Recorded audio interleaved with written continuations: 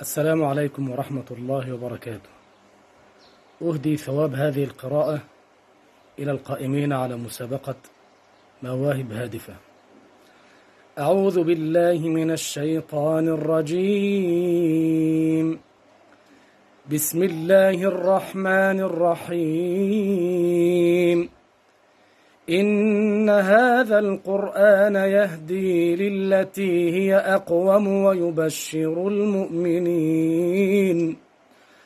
ويبشر المؤمنين الذين يعملون الصالحات أن لهم أجرا كبيرا وأن الذين لا يؤمنون بالآخرة أعتدنا لهم عذابا أليما.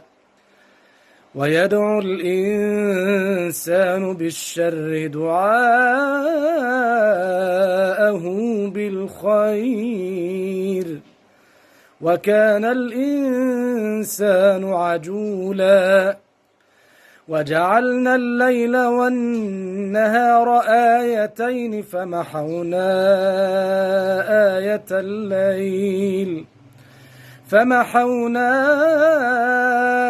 آية الليل وجعلنا آية النهار مبصرة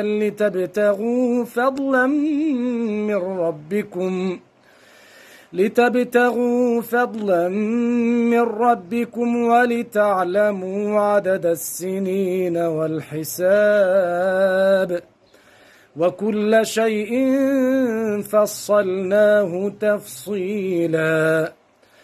وكل إنسان ألزمناه طائره في عنقه ونخرج له يوم القيامة كتابا يلقاه منشورا.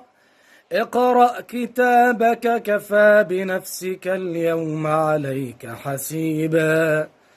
من اهتدى فإنما يهتدي لنفسه ومن ضل فإنما يضل عليها ولا تزر وازرة وزر أخرى وما كنا معذبين حتى نبعث رسولا.